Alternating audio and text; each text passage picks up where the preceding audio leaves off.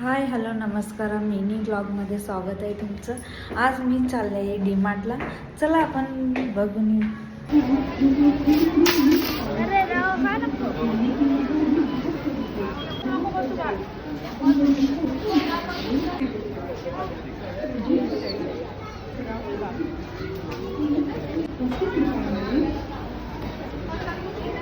डीमार्टला जाऊन काय काय आणले तुम्हाला दाखवते। हे बघा, सगळ्याचं धान्य आणले, हे जिरा आणले,